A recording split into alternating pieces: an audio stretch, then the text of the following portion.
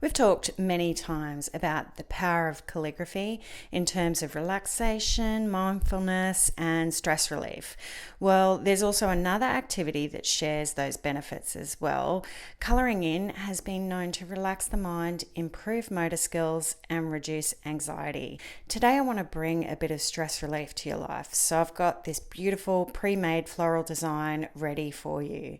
The other advantage of ready-to-go colouring in files is that you can really get to know your brushes.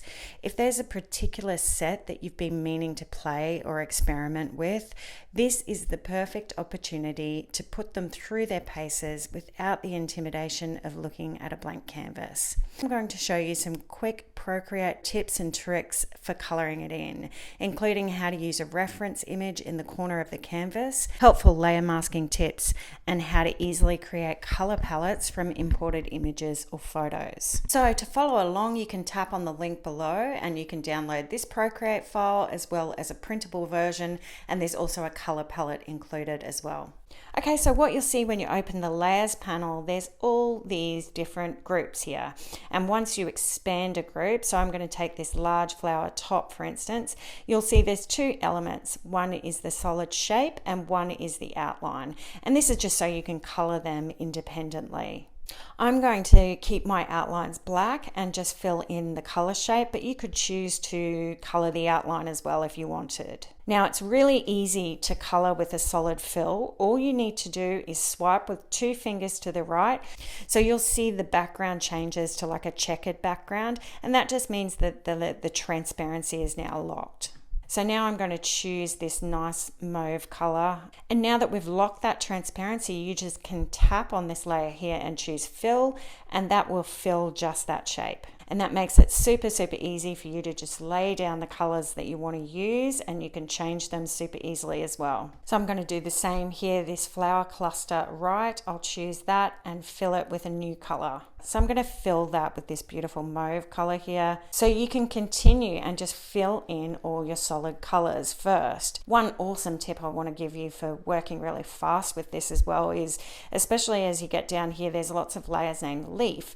What you can do is set up your gesture controls. So if you come into your actions menu, choose the Prefs tab and then tap on gesture controls. And there's one called layer select on the left here. You can choose any of these gestures to control how you'll select a layer. I've got mine set as the little square plus touch, so I'll show you what that looks like now. So now when I tap the little square and touch on the screen, that's going to directly select the layer I want, or if there's a few layers on top of each other, it will expand this little menu and you can choose the layer you want easily. So I'm going to use that method now to quickly and easily just fill my solid shapes. So you can see I can easily select the layer. I lock the transparency using the two finger swipe to the right and just tap on the layer and choose fill. And remember to lock your transparency, because if you don't do that, color will just fill the entire layer and not the shape. Something that's really cool as well is you can also detach your color palette. So if you just drag on the top here, you'll see it detaches and you can move it around the canvas and put it wherever you like, and it'll keep it open so that you don't have to keep going and opening your color palette. And there's a little close icon in the top right when you want to close it. So I promised to show you how to create a color palette from an image, and it's super easy. So basically we want to just tap this icon in the top right, the plus icon in the palettes menu. If you chose new from camera, you can take a photo with your camera and that will import the palette. That's what that one is. Or you can choose it from a file or your Photos app. I've got this image here in my photos, which I'm going to tap on here, and it's added it to the top here, palette from image. I'll just show you the image that I'm using for that. This is a really beautiful dark floral that I found on Pinterest. So this is what I'm using for my color palette. Now we've got our base colors down. Something cool we can do is start to add a bit of texture. I'm going to use this crosshatch brush. This is part of Texture Toolkit. It's in the pattern shaders and it's called crosshatch. And anything I'm referencing in this video is linked below. So I'm going to come in with the tip that we've got to select this leaf here, and it's already got a locked transparency. So I'm going to choose this darker green And using this crosshatch brush, I'm just going to colour in, fill this middle part of the leaf so it's got a different darker shade to the edges. So I would go through and do all the leaves just like that, so giving them a bit of variety in their colour. And next I'm going to add just a bit more texture to these flowers as well. So I'm going to come into this cluster, add a layer over the top, tap on it and choose clipping mask, and you can see that it's clipped to the mask below by this little arrow icon.